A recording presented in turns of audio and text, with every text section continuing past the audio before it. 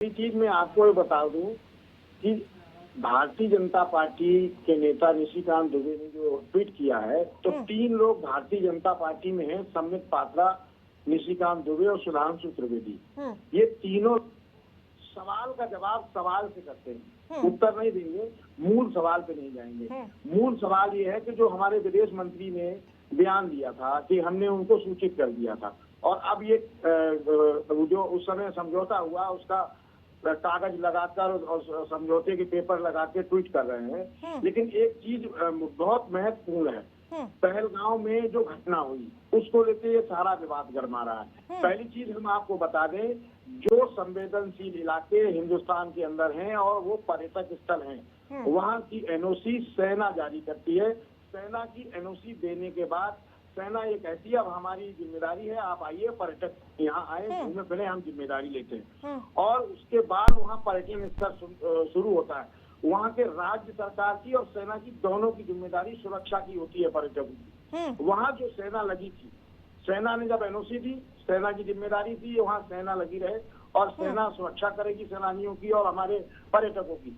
लेकिन जो सेना लगी थी पहलगांव में, वो सेना वहां से हटी कैसे? और उसका कारण ये है, आप चाहेगा सर देख लीजिए, चाहेगा पता कर लीजिए, निशिकांत दुबे जी की मैरिज एनिवर्सरी की पार्टी लगी थी, वहाँ जितना वीआईपी आया था उन वीआईपी की सुरक्षा में ये सेना वहां से हटा दी गई और वीआईपी की सुरक्षा में लगा दी गई। हाँ, लेकिन नीरज जी, एक सवाल ये उठ रहा है जो 1991 को लेकर पूछा जा रहा भारतीय जनता पार्टी की ओर से, जब चंद्रशेखर जी की सरकार थी तब कांग्रेस उसको समर्थन पहले देती है, जब ये समझौता हुआ था तो उससे वापस ले देती है अपना समर्थन। लेकिन जब ये समझौता लागू हुआ 1994 में, तब तो नरसिम्हा राव की सरकार थी, तब क्यों इसे अप्रूव किया गया?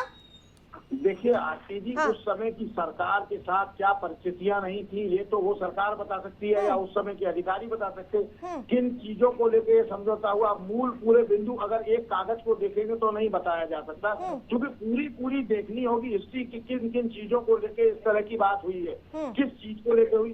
पहली चीज कि हमने आतंकियों के ठिकाने पे हमला करने के लिए कोई समझौता नहीं किया था, हमने युद्ध करने के लिए समझौता किया था, जहां तक मैं समझ पा रहा हूँ, जो मेरे पास ज्ञान है। युद्ध तो हुआ नहीं। आपके पहलगांव में जो सैलानी पर्यटक मारे गए उनके बदले लेने के लिए आपने आतंकी ठिकानों को अटैक किया, आपने स्ट्राइक की, न कि युद्ध किया। तो युद्ध कहाँ था? ये युद्ध का समझौता है, ये तो युद्ध तो था ही नहीं। जो लोग इसको आज तक हिंदुस्तान में युद्ध समझ रहे हैं वो इस पर समझ रहे ये युद्ध नहीं था। न युद्ध की घोषणा ना पाकिस्तान ने की, न भारत ने की।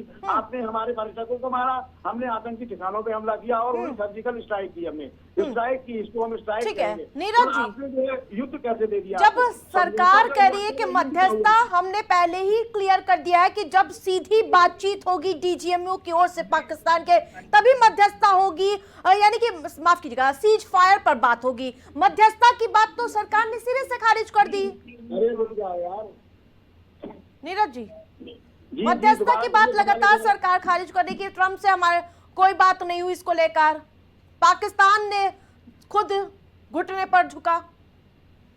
बहुत सारी चीजें हैं आरती जी जिन पे हमें पूरी तरीके से पढ़ना पड़ेगा, जांचना पड़ेगा किस तरह से क्या क्या मामला था।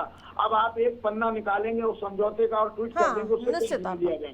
मुझे लगता है कि जहां तक पाकिस्तान से चूंकि युद्ध को लेकर समझौता था, ये युद्ध तो था ही नहीं। दूसरी बड़ी बात कि आप बार बार इस बात को कह रहे हैं कि वहाँ राहुल गांधी के जो बयान है वो बहुत वायरल हो रहे हैं। पाकिस्तान कुछ न कुछ तो ऐसा करेगा जिससे हमारे अंदर की बहुत सारी चीजों को तोड़ने में वो कामयाबी हासिल करे। मुझे लगता है जब 140 करोड़ देश की जनता प्रधानमंत्री के साथ है, पूरा विपक्ष प्रधानमंत्री के साथ था, तब ये बात हुई। और आप नई नई बातें निकल के आ रही है। कभी आप किसी देश के नेता के साथ आप जो है राहुल गांधी की फोटो लगा देंगे। मुझे लगता है इस समय देश के सभी राजनीतिक दलों को प्राइम टीवी से जुड़ने के लिए बहुत बहुत धन्यवाद नीरज जी।